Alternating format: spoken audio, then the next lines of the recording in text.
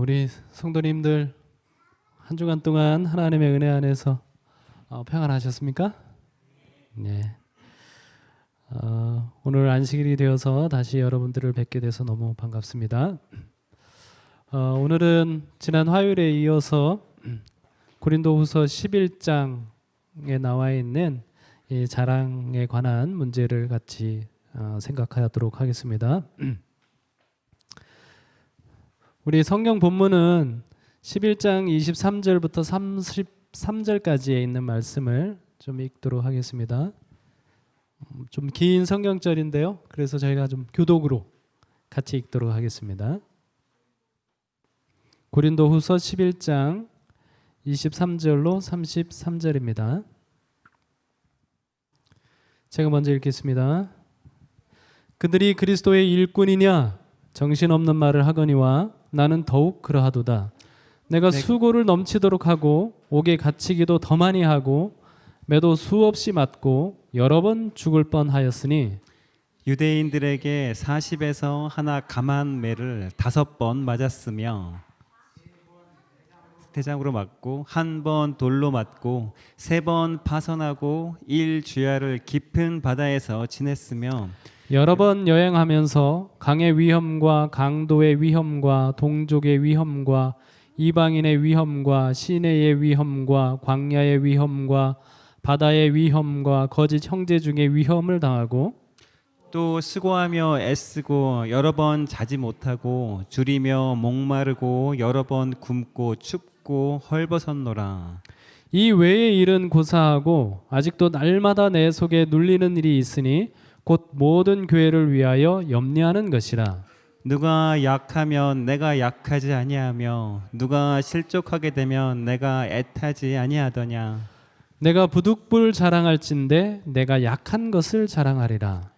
주 예수의 아버지 영원히 찬송할 하나님이 내가 거짓말 아니하는 것을 아시느니라. 다메섹에서 아레다 왕의 고관이 나를 잡으려고 다메섹 성을 지켰으나 나는 광주리를 타고 들창문으로 성벽을 내려가 그 손에서 벗어났노라. 아멘. 올해 있었던 3월 1일은 특별한 3월 1일이었죠. 1919년에 3.1 만세 운동이 있은 이후로 100주년이 되는 그런 해였습니다. 그 100주년이 되는 3.1절을 맞이해서 여러 가지 이제 의미들을 생각해 보게 되는데요. 그 중에 우리 기독교인으로서 한번 생각해 볼 만한 주제가 있더라고요. 우리 독립선언서를 이렇게 작성을 한 민족대표 33인 거기다 사인을 했지 않습니까? 그 민족대표 33인의 이 종교 분포가 어떻게 되는가 하면 15명이 천도교인이에요. 손병희 등을 포함해서 이제 천도교인이고 2명이 불교인입니다. 그리고 16명이 기독교인이었거든요. 그런데 오늘날이라면 그것이 선뜻 이해가 가기도 하지만 그 당시에 1884년에 기독교가 처음 이제 한국에 들어와서 1919년이 됐으니까 약 한 35년이 됐거든요. 35년이 지나서 그 당시에 기독교는 거의 신흥 종교입니다. 그래서 우리가 인구가 한 2천만에서 3천만 사이라고 하면 기독교인들이 20만에서 30만 정도 되거든요. 그러니까 1% 내외 밖에 되지 않는데 그 1% 내외 밖에 되지 않는 기독교인 가운데 민족 대표가 33인이나 16인이나 있었으니까 굉장히 놀라운 퍼센테이지입니다. 지금 100년이 지났거든요. 기독교인이 이제 몇 프로 정도 될까요? 약 한 20% 정도 됩니다.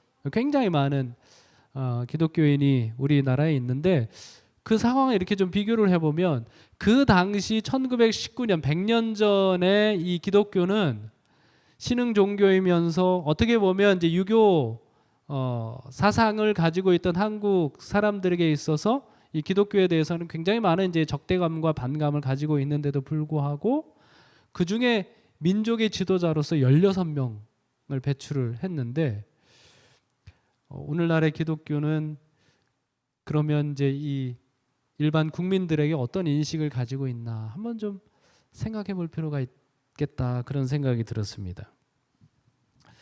그래서 어떻게 보면 우리 요즘 기독교 이 교회는 뭘 자랑을 하는 것 같습니까? 무엇을 세상에 자랑을 하고 있나요? 예, 많은 사람들이 인식하고 있는 기독교에 대한 인식은 권위주의라든지, 그죠? 큰 교회, 큰 건물을 자랑한다든지, 그 재정 사용에 있어서 뭐 투명하지 않도록 이제 교회가 마음대로 사용한다든지, 뭐 이런 부분들에 대해서 이제 알려져 있으니까 그런 모습을 생각하면서 100년 전에 우리 한국에 있는 기독교는 정말 사도 바울의 가르침을 잘 따르는 교회였다면, 오늘날의 이 한국에 있는 기독교는 사도 바울의 가르침은 전부 다 모조리 다 잃어버리고 이 고린도후서 11장에 나와 있는 것처럼 거짓 사도의 가르침으로 이렇게 가득 찬 것은 아닌가라고 하는 좀 생각을 하게 됩니다. 우리 본문의 말씀 이제 고린도후서 11장을 보시면 여기에 핵심적인 성경절은 아마 30절에 나와 있는 것처럼 내가 부득불 자랑할진대 내가 뭘 자랑하리라? 약한 것을 자랑하리라라고 하는 구절이 핵심적인 구절입니다. 그의 자랑의 이제 결론적인 구절이라고 할 수 있죠.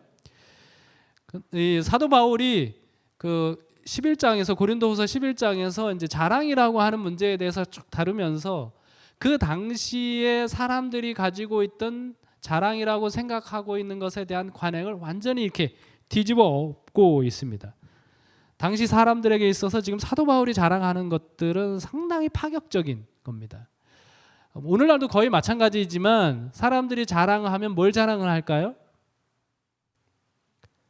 굉장히 자기가 잘했던 일, 그렇죠? 공을 세웠던 일, 그다음에 집안의 자랑이라든지 그런 면들을 자랑하고 있는데 사도 바울은 뭘 자랑한다? 그의 어리석음이라든지 그가 실망을 했던 일들, 그가 패배를 당했던 일들을 자랑을 하고 있습니다. 그 가운데 특별히 31절부터 33절에 나와 있는 내용은 굉장히 유머스럽게 사도 바울이 이제 자랑을 하고 있는 내용입니다. 이 코로나 무랄리스라고 하는 이 로마 군인들에게 주는 최고의 훈장이 있거든요. 이 최고의 훈장이 어떤 사람들에게 주어지는가 하면 전쟁을 하지 않습니까? 전쟁을 하면 가장 먼저 이렇게 성벽에 올라가서 그 성을 점령하는 데 크게 기여한 그런 사람에게 주는 훈장이 바로 코로나 무랄리스입니다. 그래서 이게 이제 성벽관이라고 하는데 여기 이렇게 관의 모양이 뭐로 되어 있어요? 성벽의 모습으로 되어 있습니다. 그렇죠? 그래서 이제 하나는 이제 마을, 그다음에 3개는 한 소도시, 그다음에 한 5개는 도시, 그다음에 더 많은 7개 정도는 이제 수도를 점령할 때 가장 먼저 성벽에 올라가서 점령한 군인에게 주는 훈장이거든요. 그런데 이 그 성벽관은 훈장은 그냥 주는 게 아니라 사실 우리가 이제 위성으로 촬영하는 것도 아니고 누가 성벽을 가장 먼저 올라갔는지 그걸 구분하기가 쉽지는 않거든요. 그래서 뭐 하는가 하면 그 사람을 데려다가 그렇게 주장하는 사람을 데려다가 로마의 신 앞에서 그 다음에 맹세를 하게 하고 그 다음에 그것을 철저하게 실사를 한 후에야 수여되는 관입니다. 그래서 이제 이 훈장을 받은 사람은 굉장히 영예로운 훈장을 이제 얻게 되는 것이죠. 그다음에 이제 황금으로 되어 있는 이제 관을 쓰게 되고 로마 이렇게 성벽이나 부조들에 보면 이런 성벽관 코로나 무랄리스를 쓰고 있는 그 부조들 조상들을 우리가 좀 볼 수가 있습니다. 굉장히 영예로운 사람이 받는 훈장이라고 할 수 있죠. 어떤 사람이 받는다고요? 성벽을 가장 먼저 올라가서 그 성을 점령하는데 기여한 사람. 사도 바울은 근데 뭘 자랑하죠? 사도 바울은 31절부터 33절에 보면 내가 하나님 앞에 거짓말 하지 않는다, 맹세한다. 마치 로마 신에게 이제 그런 군인이 맹세를 하듯이 내가 하나님 앞에 거짓말 안 한다, 맹세한다 이렇게 이야기하면서 자기는 뭐를 했다? 그 사람들은 성벽을 올라가서 점령을 했는데 나는 광주리를 타고 성벽을 나와서 빠져나와서 도망을 갔다. 이걸 자랑하고 있어요, 사도 바울이. 그러니까 당시에 생각하고 있는 자랑이라고 하는 개념을 굉장히 유머스럽게 완전히 뒤집어 놓고 있는 것이 사도 바울의 모습입니다. 사실 이제 고린도 교회의 사도 바울이 지금 처한 형편이 무엇인가 하면 고린도 교인들이 당시의 사람들이 생각하기에 사도라고 하면 하나님의 부르심을 받은 사람이라고 하면 어떻게 되어야 된다고 생각하는가 하면 모든 것이 다 잘 돼야 된다고 생각을 했습니다. 그래서 이제 가짜 사도들이 와가지고 거짓 사도들이 와가지고 주장하는 것은 자기들은 이런 일을 잘하고 이런 일을 하고 이렇게 잘 되고 하나님께서 모든 복을 주셔서 이렇게 이 모든 일들이 일사천리로 잘 되는데 봐라, 그게 하나님께서 우리를 도우시는 거 아니냐. 반면에 사도 바울은 어떻다는 거예요? 하는 일마다 안 된다는 것입니다. 그가 당하는 고난, 핍박, 박해 이런 것들이 얼마나 많은지 모르거든요. 그러니까 고린도 교인들이 생각하기에도 사도 바울은 사도인데 하는 일이 반대도 많고 박해도 많고 어려움도 많고, 그러니까 이게 정말 사도 바울이 사도가 아닌가? 라고 하는 생각을 그 사람들이 갖게 되고 있는 거거든요. 그런 이제 교인들이 스스로 자기가 큰 사도라고 주장하는 이제 가짜 사도들의 말들을 잘 받아들이면서 그들의 말에 이제 넘어가고 있는 그런 모습을 보면서 사도 바울의 속이 아닌 거죠.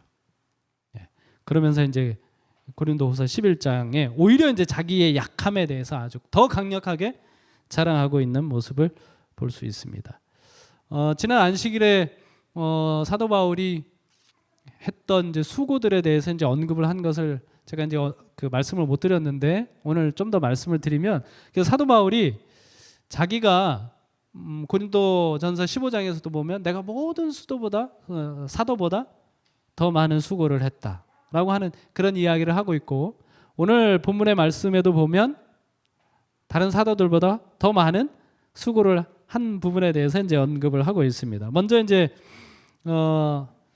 두 가지 측면에서 사도 바울이 어떤 수고를 했는지 고린도서에 기록하고 있는 부분을 보면, 첫 번째 부분, 교회에 공식적으로 인정이 된 사도들, 그 12사도를 말하는 것입니다. 바나바를 포함해서 그런 사도들보다 사도 바울이 어떤 수고를 더 했는지에 대해서는 고린도전서 9장에 보면 나와 있습니다. 그거를 좀 정리를 해보면 이렇게 5가지로 정리를 할 수 있거든요. 이 사도 바울이 내가 사도로서 이러한 권한이 있지만 그런 권한들을 사용하지 않고 내가 이렇게 수고했다라고 하는 것 가운데 이제 첫 번째로 이야기하고 있는 부분이 뭐냐면, 내가 게바나 다른 사도들처럼 아내를 데리고 다닐 권리가 있지만 나는 그렇게 하지 않았다라고 하는 그 이야기를 합니다. 고린도전서 9장에 사도 바울에게 아내가 있었는지 없었는지는 사실은 좀 불분명합니다. 스데반을 죽게 할 때의 사도 바울의 나이가 약 30살이거든요. 그러면 당시에 뭐 오늘날은 뭐 결혼에 대해서 그렇게 중요하게 생각하지 않는 한국 사회가 되었습니다만, 당시 유대 나라는 어땠을까요? 결혼은 매우 중요한 것으로 이제 사람들이 다 생각을 하고 있습니다. 그래서 30살까지 결혼하지 않았다라고 하는 것은 사실은 그게 일반적인 것은 아닙니다. 보통은 30살이 됐으면 결혼을 각오도 충분히 갔을 나이라고 하는 것이죠. 그래서 이제 이에 대해서 여러 학자들의 의견이 있습니다. 그래서 사별을 했든지 아니면 개종하는 과정에서 그 아내와 이혼을 했든지 뭐 이렇게 해석을 합니다.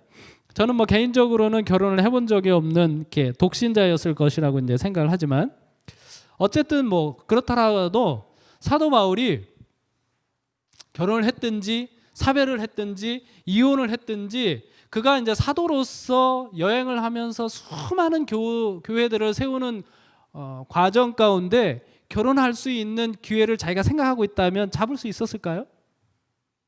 충분히 그런 기회들을 잡을 수 있었습니다. 어쩌면 이제 아내가 같이 다니면 아내가 고생스럽기는 하지만 누구는 조금 편할 수 있어요. 사도 바울은 어쩌면 좀 편할 수도 있었을 것입니다. 먹는 거라도 이렇게 아내가 해줄 수 있으니까. 근데 사도 바울은 그런 권리를 하지 않았다라고 이렇게 이야기하고 있습니다. 그 이유를 이제 고린도전서 7장에는 하나님께서 은혜로 자기에게 독신의 은사를 이제 주셨다라고 이렇게 말씀을 하고 있습니다. 그다음에 이제 두 번째로는 어떤 선교사였다? 자비량 선교사였다. 다른 많은 사도들은 이렇게 밭을 가는 소에게 뭘 씌우지 않는 것처럼, 망을 씌우지 않는 것처럼, 그래서 밭을 가는 소가, 일하는 소가 그 밭에서 나는 이제 풀들도 먹을 수 있도록 하나님께서 허락하셨거든요. 그런 것처럼 복음을 전하는 사도들이, 복음을 전하는 목회자들이 이제 그 과정에서 교인들이나 이런 교회를 통하여 충분히 이제 부양을 받도록, 그것이 이제 성경의 제도다라고 이야기를 하고 있지만 사도 바울은 그러한 권한을 사용하지 않았어요. 그도 그럴 것이 우리가 이해할 수 있습니다. 어느 교회에서 사도 바울이 이렇게 복음을 전하러 다니는데 고생을 얼마나 많이 합니까? 그러니까 우리가 한번 재정으로 좀 도와줍시다, 이런 의견을 내잖아요, 직원회에서. 그러면 꼭 무슨 또 의견이 나오는가 하면 그걸 반대하는 의견이 나옵니다. 그렇죠? 사도 바울이 무슨 사도냐고. 이 사도 바울이 뭐 했던 사람이라고? 교회를 박해했던 사람이라고. 그래서 이 사도 바울을 돕는 이야기를 가지고 직원회에서 막 이렇게 이야기가 나오면 너무 교회가 시끄러운 거예요. 그러니까 사도 바울이 어떻게 합니까? 자기는 이제 자비량 선교사로서, 많은 경우에 자비량 선교사로서 자기의 선교 사역을 이제 감당하고 있는 것입니다. 그런데 우리가 생각을 해보면 사도 바울이 자비량 선교사로서 이 선교 사역을 하는 것이 얼마나 힘들었을까요? 그 혼자 다니는 것 아니지 않습니까? 그와 함께 여러 사람들이 같이 다니면서 이 사역을 하고, 그리고 이제 그가 많은 교회를 세우면서 또 어떻게 하는가 하면 그 각 교회에 자기의 제자들을 파송하고 있지 않습니까? 그러니 사도 바울이 자기가 벌어서 자기도 먹고 여행 경비로 사용하지만 자기의 제자들을 교회로 파송하면서 여러 동료들을 같이 보살펴야 하는 것이 사도 바울에게는 굉장히 고단한 일이었습니다. 그러나 사도 바울이 어떻게 해요? 복음을 전하는 자가 복음으로 살리라라고 하는 그것이 성경의 원칙이라고 가르치면서도 자기는 그러한 권한을 사용하지 않았어요. 그게 다른 사도들보다 더 많이 수고한 것 가운데 하나입니다. 그 다음에 세 번째로는 어떤 수고를 했는가 하면, 내가 복음을 전할지라도 자랑할 것이 없으면 내가 부득불할 일임이라. 만일 복음을 전하지 않으면 내게 화가 있을 것이다 라고 이렇게 이야기하고 있습니다. 그러니까 바울은 그렇게 많은 곳에 복음을 전하고 그렇게 많은 교회를 세우고 하지만 늘 사도 바울은 무슨 생각을 가지고 있는가 하면, 그런 것으로 인해서 칭찬과 명예나 존경을 받고 싶은 마음이 사도 바울에게는 전혀 없습니다. 마치 누가복음에 말하는 것처럼 그 주인을 위하여 하루 종일 수고했지만 밤이 되어서 저녁이 되어서 돌아오면 그 종이 뭐라 그래요? 여전히 주인을 또 섬기면서 자기 자신에 대해서는 나는 무익한 종입니다 라고 고백하는 것처럼 사도 바울은 늘 복음을 전할 때 그런 자세를 가지고 복음을 전했다고 이야기하고 있습니다. 내가 복음을 전하는 거, 이거 내 아이디어가 아니라는 것입니다. 내가 막 하고 싶어서 한 일이라기보다도 뭐예요? 하나님께서 이 아이디어, 하나님께서 주신 아이디어고, 내 안에 원래 그런 열심을 가지고 있는 것이 아니라 하나님이 나에게 그런 열심을 줘가지고 내가 부득불 뭐 한다는 거예요? 이 복음을 전한다고 하는 것입니다. 그러니까 마치 자기는 이 복음을 전하는 것이 하나님께서 자기에게 베풀어 주신 은혜가 너무 커서 이 복음에 대해서 빚을 지고 있어요. 그래서 빚진 자가 빚을 갚지 않으면 화를 당하는 것처럼 자기가 복음을 전하는 것은 하나님이 나에게 주신 은혜가 너무 커서 내가 그것을 빚을 갚는 심정으로 할 뿐이지, 내 안에 무슨 커다란 열심이 있다든지, 내 안에 무슨 복음에 대한 열정이 있다든지, 내 안에 무슨 복음화 돼가지고 내가 예수님과 같은 그런 열심, 그런 순수함이 있어서라기보다는 내 안에 하나님께서 불어 넣어주신 그 마음이 나를 가만히 있지 못하게 한다라고 사도 바울이 고백을 하고 있는 것이죠. 그 다음에 네 번째로는 유대인에게는 유대인처럼, 율법이 없는 자에게는 율법이 없는 자처럼 여러 사람에게 여러 모습이 되어 몇 사람이라도 구원하고자 하였다. 많은 사도들은 타겟이 분명합니다.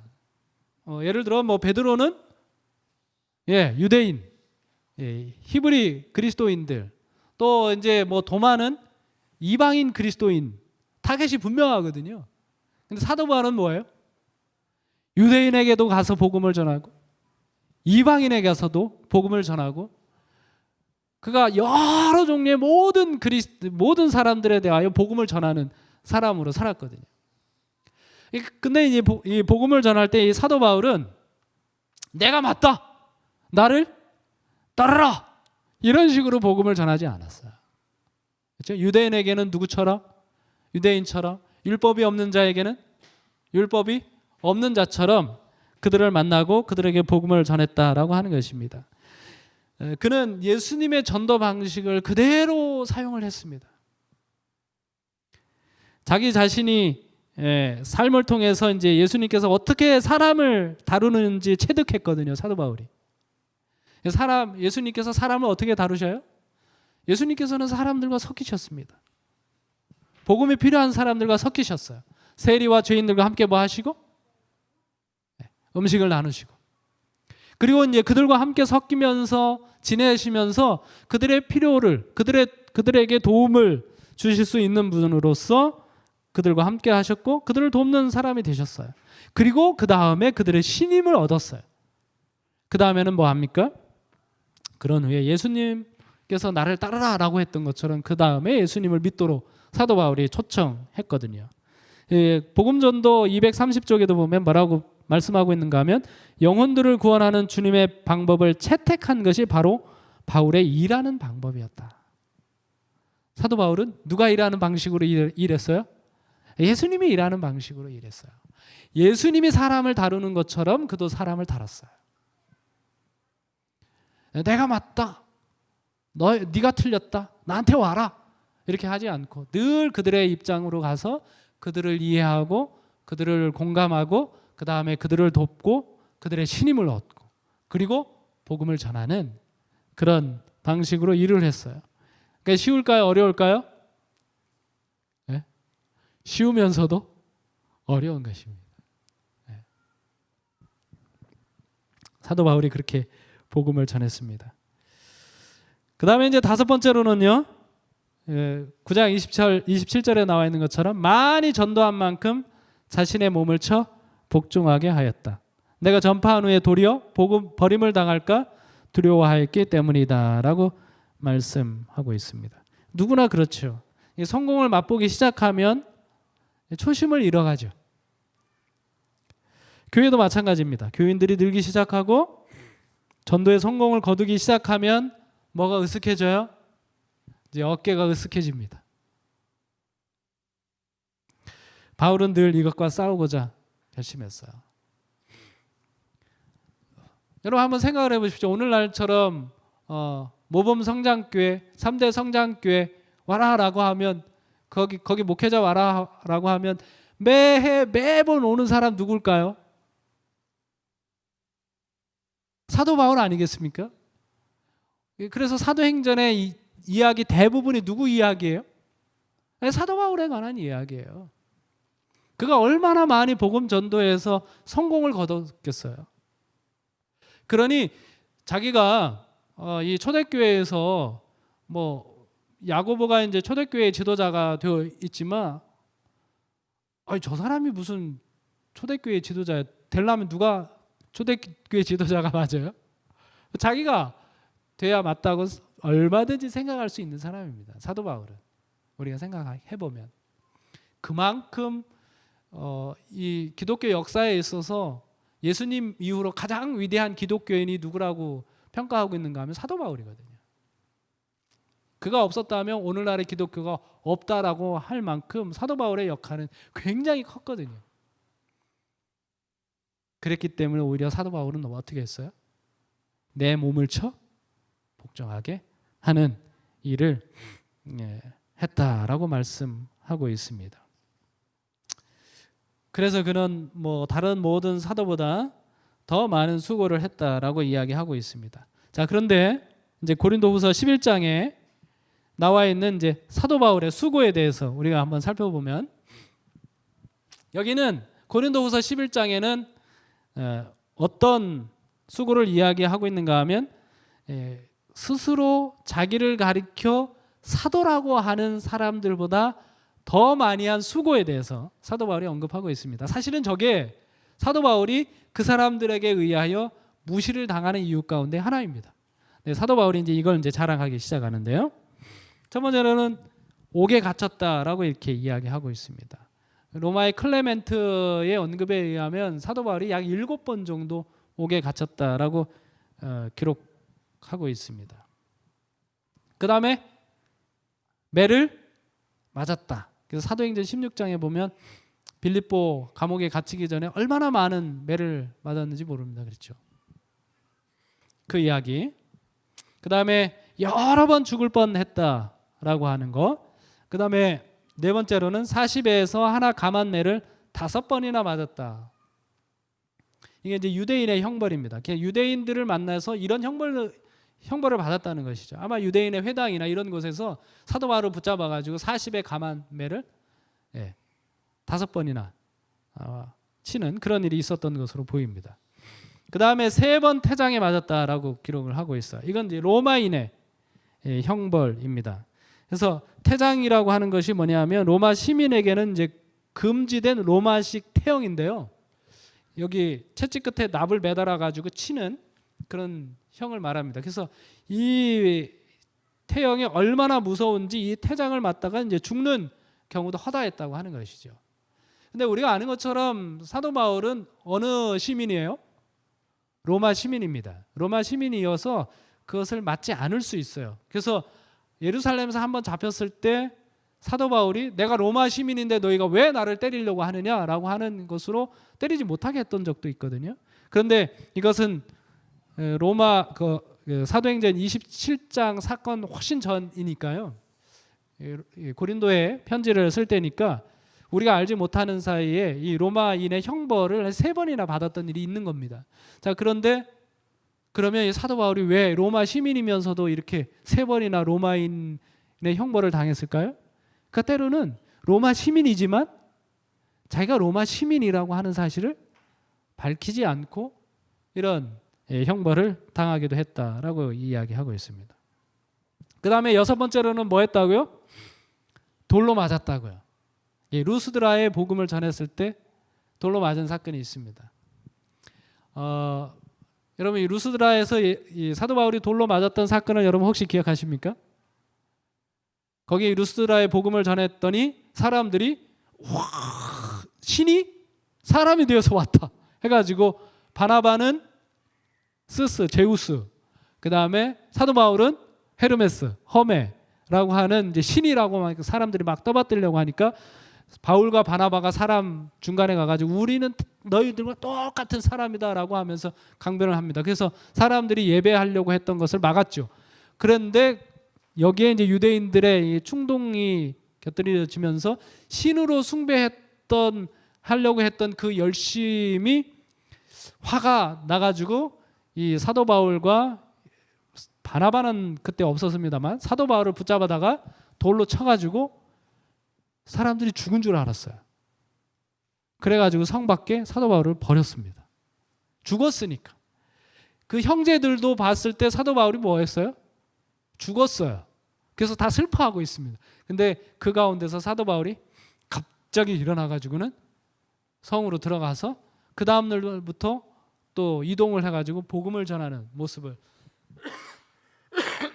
우리가 보게 되거든요.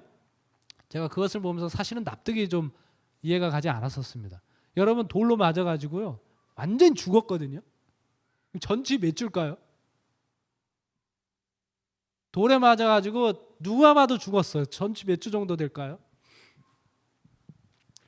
뭐 적어도 6주는 되지 않겠습니까? 6주 동안에는 꼼짝도 못하고 병실에 누워 있어야 되는데 사도 바울의 모습을 보면 바로 일어나 가지고 다음 날 이동해서 복음을 전하러 가는 모습을 봐요. 야, 그래서 제가 이 모습을 보면서 야, 복음을 전하는 사람은 뭐 할 새도 없어요. 아플 새도 없어요. 예, 하나님께서 다 치료해 주셨나 봐요. 그런 경험이 사도 바울에게 있습니다. 돌로 맞은 일. 그 다음에 7번에는 또 무슨 일이 있어요? 3번 배를 타고 여행하는 중에 파선에 대해서 일주일을 깊은 바다에서 지냈던 일도 있습니다. 이거 역시나 마찬가지로 사도행전 27장에 로마로 그 항해하던 중에 일어난 사건이 아닙니다. 성경에는 그 기록만 나와 있지만 사도 바울이 전도 여행을 하는 중에 이렇게 배가 깨져가지고 일주일 동안 바다에서 지냈던 일들이 3번이나 있었다고 사도 바울이 기록하고 있어요.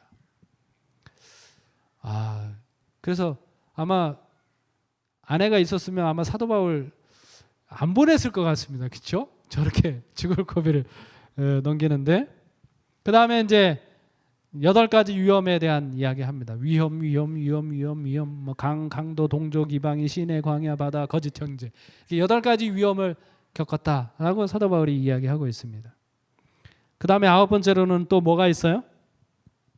생활고, 수고하고 애쓰고 수면 잘 새가 없고 줄이고 목마르고 굶고 춥고 헐벗었다라고 사도 바울이 이렇게 이야기하고 있습니다.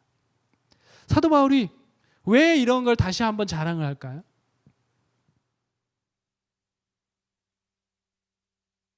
왜 이런 걸 자랑을 할까요? 고린도인들이 뭘 깨달았으면 좋겠기에 이런 자랑을 할까요?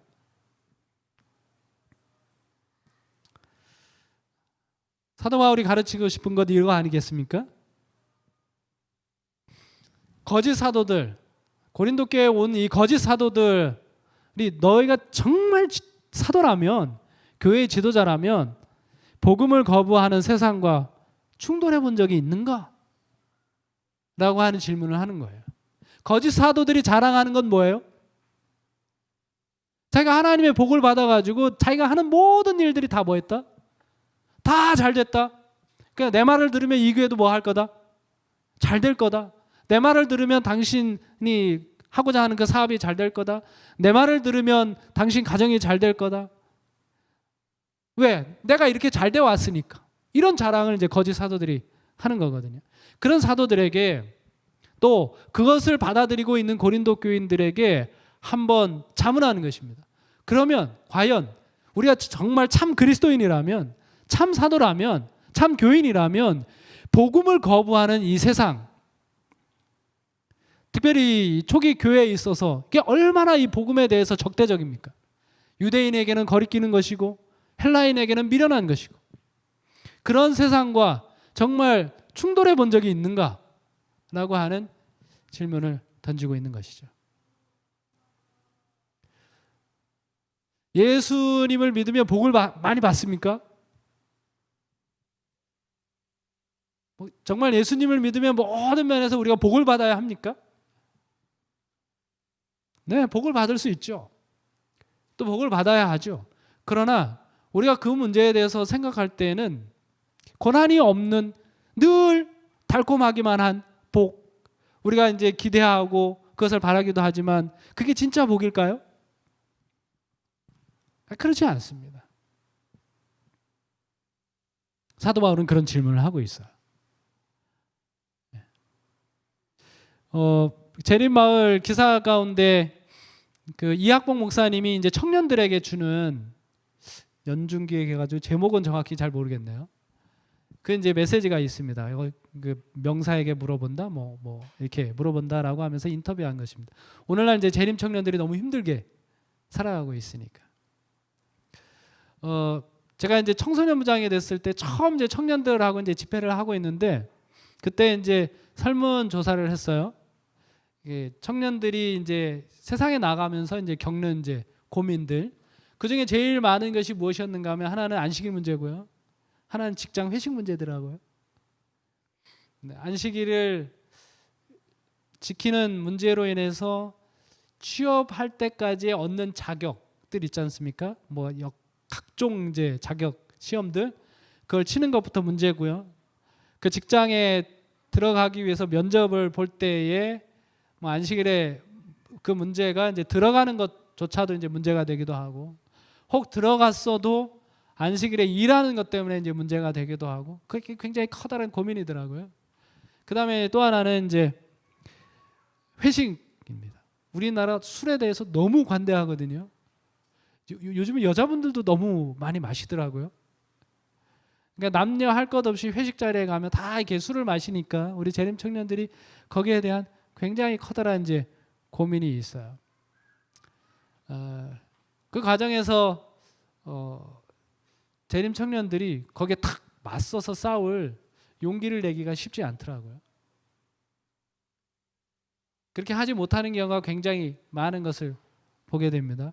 사실 우리가 그곳에 가서 그런 용기 내기가 또 쉽지, 저 자신도 그 자리에 가면 쉽지 않겠다, 뭐 그런 생각하기도 합니다. 예전에 이제 고구마 전도왕이라고 하는 그 김기동, 지금은 목사님 되셨죠?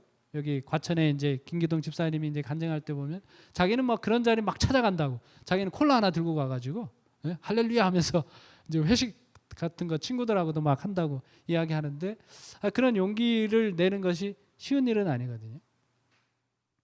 근데 이제 그런 청년들, 그런 고민을 하고 있는 청년들에게 이학봉 목사님께서 어떤 말씀하셨는가 하면, 그 전에 이제 제가 그 개인적으로 말씀을 나눌 때도 늘 그런 말씀을 하셨어요. 우리 재림 청년들이 이 세상에 무엇을 가지고 나아갈 수 있을까? 우리가 다른 사람들보다 더 많은 스펙을 쌓을 수 있을까? 그렇지는 않을 것이다. 그래서 우리 재림 청년들이 세상에 줄 수 있는 것이 있다면 아마 정직이 되지 않겠느냐. 그래서 이 청년들은 어떤 상황에서든지 정직하다. 이 청년들은 어떤 상황에서든지 진실하다. 이걸 가지고 우리가 세상에 나아가야 되지 않겠느냐, 그런 말씀하셨어요. 제가 전적으로 동감하게 됐습니다. 그리고 사실 이제 재림교회가 청년들을 위해서 해줄 수 있는 일이 별로 없더라고요. 뭐 직업을 만들어줄 수도 없고요. 재림 청년들이 가지고 있는 빚을 탕감해주기 위해서 펀드를 조성하기도 어렵고요. 할 수 있는 일이 거의 많지 않더라고요. 우리가 이 재림 청년들에게 무엇을 주어서 세상에 나아가게 할 수 있을까? 그런 고민을 좀 많이 하게 되는데, 저도 뭐 이학봉 목사님의 말씀을 들으면서 많이 이렇게 동감을 했습니다. 진리가 인격이 되면 뭐가 되는 거예요? 진실이 되는 거죠. 우리가 성경을 통해서 가르치고 있는 모든 진리가 내 안에 들어오면 내가 어떤 사람이 되는 거예요? 이 세상에 정직하고 진실한 사람이 되는 거죠. 그게 세상을 이기는 것이라고 우리 모든 청년들이 깨닫고 그렇게 세상에 나아가야 되지 않을까? 뭐 그런 생각을 하게 됩니다. 그런 질문을 사도 바울이 하고 있는 거예요. 이 교회에 너희들 잘 되기만을 바라지 마라. 정말 이 복음에 대하여 적대적인 이 세상과 한번 제대로 충돌해 봤느냐? 그것과 한번 맞서 봤느냐? 라고 하는 질문을 사도 바울이 하고 있는 거죠.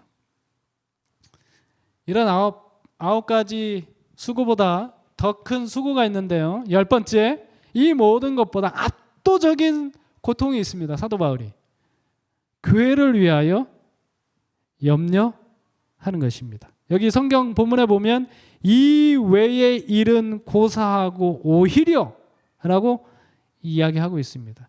여러분, 우리가 앞에서 보고 있는 9가지 여러분들이 보시면 그게 쉽게 우리가 납득하고 받아들일 수 있는 그런 고난, 고통입니까? 이 중에 하나라도 우리가 당한다면 정말 힘들 겁니다. 그렇죠? 근데 사도 바울이 그런 9가지가 아니죠. 9가지 카테고리 안에 수많은 이제 고통이 있는데 그 고통에 대해서 다 언급을 하고, 그러나 이 모든 일보다 오히려 자기를 더 누르고 고통스럽게 하는 것이 있는데, 그것이 뭐라고요? 사도 바울은 교회를 위하여 염려하는 것이다 라고 이렇게 이야기하고 있습니다.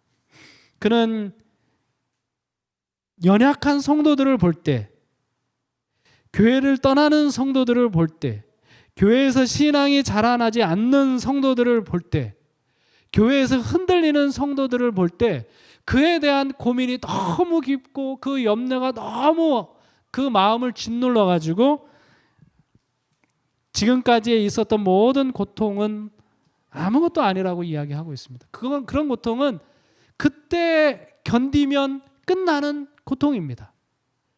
때려서 맞아서 아픈 거는 그때가 지나면 그 아픔이 사라져요. 그런데 자기가 세운, 자기가 인도한 교인들이 어려움을 겪고 있는 모습을 보면 그 고통은 사라지지가 않는 고통입니다. 그 문제가 해결될 때까지. 이게 자기를 너무나 짓누르는 고통이다라고 이야기하고 있습니다. 여기 사도행전 296쪽에 이런 말씀이 있습니다. 우리 한번 좀 읽어주시겠습니까? 그가 세운 교회들 중 어떤 교회에서 들려오는 배도의 소식은 그를 매우 슬프게 하였다. 그는 그들을 위한 그의 노력이 헛되지나 않을까 염려하였다. 그는 그의 사업을 방해하기 위하여 사용된 방법들을 알았을 때 그는 여러 날 밤을 잠자지 않고 기도로 지새우며 생각에 골몰하였다. 그에게 기회가 주어지고 그들의 상태에 도움이 요구될 때 그는 교회들에게 책망과 권고와 권면과 격려의 편지를 보냈다. 예, 사도 바울이 이랬다고요. 사실 앞에 나와 있는 그 9가지 카테고리의 모든 고통들이 이 10번째를 위하여 있는 겁니다. 그가 당한 모든 고난은 무엇을 위한 고난이에요? 교회를 위한 것입니다. 그가 겪은 그가 인내한 모든 고통들은 다 교회를 위한 것입니다. 그런데 그 고통을 받으면서 교인들이 어려움을 겪는 모습을 보면 그는 견딜 수 없는 것이라고 이야기하고 있는 것이죠. 이런 사도 바울의 모습을 보면서 참 많이 좀 배우게 됩니다. 그는 교회를 위해서 약해지는 사람이었어요. 그가 약하면 다 교회를 위한 것이었습니다.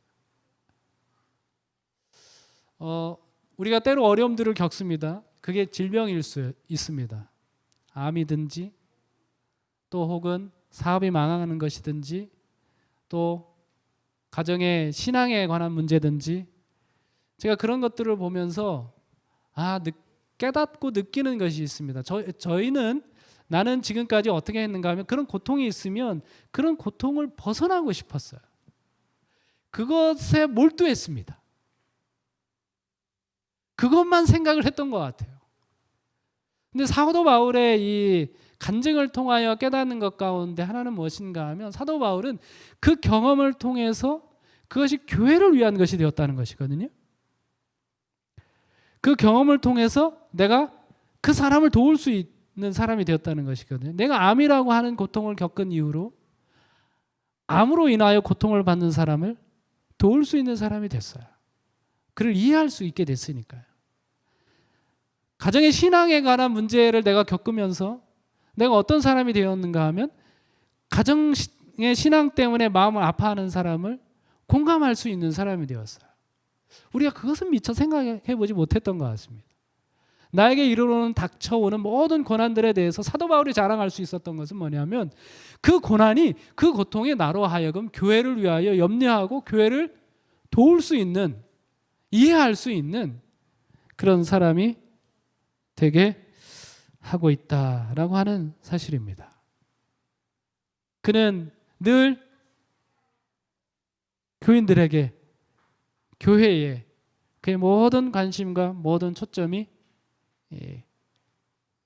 집중되어 있습니다. 그러니까 그에게 이르러 오는 그런 수많은 고통과 수많은 약한 것들이 그를 실망하고 낙담하고 복음 전선에서 물러나게 하는 것이 아니라 오히려 그것을 위하여 목숨을 바치게 하고 있는 것이 되는 것이죠. 사도 바울이 이제 이런 이야기들을 하면서 우리는 이런 이야기를 할 때요 좀 자랑스럽게 이야기할 수 있거든요. 내가 교회를 위해서 뭘 당했다? 나 이렇게 고생했다. 내가 이 교회를 위해서 이렇게 고통을 받았다. 내가 교회를 위해서 옥에 갇혔다. 그 자랑스럽게 이야기할 수 있거든요. 근데 사도 바울은 그 이야기를 하면서 아까 읽었던 30절에 있는 말씀에 뭐라고 했어요? 내가 부득불 자랑할진대 나의 약함을 자랑하노라. 이렇게 말씀하고 있어요. 그 왜 부득불이라고 이야기했을까요? 부득불? 사도 바울이 말하는 부득불? 사도 바울은 이런 것조차도 자랑하고 싶지 않았어요. 사실은. 이것은 원래 자기 속에 있던 것 아니니까요. 그건 하나님 은혜 때문에 부득불한 것에 불과하니까. 자기가 혹 원할지 모르지만 사도 바울이 로마서 7장에 고백했던 것처럼 자기가 그것에 대해서 원할지는 모르지만 자기가 그것을 행하는 것은 자기에게 없거든요. 자기는 원하는 바 선은 행하지 아니하고 원하지 않는 바 늘 뭘 하는 사람이에요? 악한 것을 행하는 사람이었거든요. 그러니까 자기가 교회를 위해서 이런 수많은 고통과 고난을 당한다고 할지라도 이게 자기 게 아닌 것입니다. 부득불 자기가 이런 경험들을 하게 된 것이거든요. 사도 바울이 그렇게 할 수 있었던 것은 그에게 베풀어 주시는 하나님의 은혜 때문이죠. 제가 이 말씀 너무 좋아하는 말씀입니다. 사도 바울이 배운 예수님의 마음이에요. 우리도 배웠으면 좋겠습니다. 저도 이 마음을 꼭 배우고 싶어요. 여러분들도 꼭 배웠으면 좋겠습니다. 구호봉사 23쪽에 있는 말씀인데요. 우리가 한번 같이 읽겠습니다. 그분은 우리의 대리자요 보증인이시다. 그분은 인간의 입장에 서 계심으로 그분을 따르는 가장 연약한 자가 영향을 받으면 그분께 영향이 미친다. 그리스도의 동정은 이런 것이며 그 동정이 그분으로 하여금 당신의 자녀들에게 생긴 어떤 고통에도 결코 무관심한 방관자가 되지 않도록 한다. 말과 정신과 행동으로 줄 수 있는 아무리 작은 상처라도 타락한 인류를 위해 자신의 생명을 주신 그분의 마음에 감촉되지 않는 것은 없다. 그리스도 몸의 각 기관에 생명의 피를 흘려보내주는 위대한 심장이 되심을 기억하자. 그분은 머리가 되시며 그 머리에서부터 모든 신경이 몸의 가장 연약하고 먼 지체까지 전해진다. 그리스도와 그처럼 신비롭게 연결된 몸의 한 지체가 고통을 당하면 그 고통의 맥박은 우리 구주에게까지 감촉된다. 너무 좋은 말씀 아닙니까? 여러분, 우리가 영향을 받으면 그게 전부 다 누구에게 영향을 미쳐요? 예수님에게 영향을 미쳐요. 내가 슬퍼하잖아요. 이 슬픔이 그대로 누구에게 전달이 돼요? 예수님에게 전달이 돼요. 내가 아파하잖아요. 고통 중에 있잖아요. 통증을 느끼잖아요. 이거 누가 그대로 느낀다고요? 예수님께서 그 통증 그대로 느끼신다고요. 우리 머리로부터 우리 각 지체 손끝에 이르기까지 다 이 혈액이 돌면서 모든 신경이 연결되어 있는 것처럼 우리 각 사람이 다 그리스도에게 연결이 되어 있어서 손끝에서 뛰는 이 맥박이 머리 대신 그리스도에게까지 다 전달이 된다라고 말씀하고 있습니다. 그러니 사도 바울이 이러한 그리스도의 사랑을 배웠잖아요. 그러한 사랑이 자기에게 들어오기 시작했잖아요. 그러니 교회에 대하여 어떻게 합니까? 늘 이 교회 교인들이 당하는 고통이 자기의 고통이 되고 그들의 아픔이 자기의 아픔이 되고. 배우고 싶지 않습니까? 얼마나 배우고 싶습니까? 정말 제가 늘 그런 기도를 하게 됩니다. 정말 우리가 예수님의 마음으로 사도 바울과 같은 마음으로 내가 한 시간만이라도 살 수 있으면 얼마나 좋을까? 그런 생각을 해봅니다. 우리가 전부 다 그런 마음을 갖게 된다면 우리 교회가 어떤 교회가 될까요? 여러분, 이 흑석동에 살고 있는 많은 사람들 가운데 그리스도의 몸을 만지고 싶은 그런 사람들이 있지 않을까요? 그럼 어디 와서 만지면 돼요? 우리 이명욱 집사님의 손을 만지면 뭐하고 똑같아? 예수님의 손을 만진 거하고 똑같습니다. 여러분, 이 초대교회가 얼마나 능력 있는 교회입니까? 이 교회는요, 손수건도 능력 있는 교회예요. 그래서 사도 바울이 가지고 다니던 그 앞치마를 갖다가 병든 자에게 올려놓으면 뭐예요? 그 병든 자가 나아요. 그 교회는요, 그림자도 능력 있는 교회예요. 베드로가 지나가는 그림자, 거기에 병든 자가 닿으면 어떻게 돼요? 그 병든 자가 나아요. 우리 교회가 이거 배우면 우리 교회에 해가 떠면서 이 그림자가 탁 지나가는 이 주변에 있는 사람들이 얼마나 많은 치유를 경험하게 될까요? 우리 교회가 이런 교회가 되면 우리 교회에서 버려지는 순서지 한 장이 엄청난 능력을 발휘할 겁니다. 우리 교회에서 버려지는 쓰레기, 음식물 쓰레기 하나도 엄청난 능력을 발휘하는 교회가 될 거예요. 아, 정말 그런 교회가 될 수 있기를 바랍니다. 우리 모든 성도님들이 다시 한번 이 사도 바울의 고백을 통하여 예수님께서 우리에게 가지고 계신 마음으로 변화되고 정말 우리의 자랑이 내가 잘 되는 거 그런 거 자랑하는 것이 아니라 내가 교회를 위하여 영혼을 구원하기 위하여 약해진 거 이런 것들을 자랑할 수 있는 그게 그냥 자랑하는 게 아니라 사도 바울처럼 이게 하나님의 은혜 때문에 예수님께서 나에게 주신 그런 마음 때문에 그것을 이렇게 자랑할 수 있는 그런 변화가 우리 모두에게 일어나기를 바라면서 말씀을 마치겠습니다.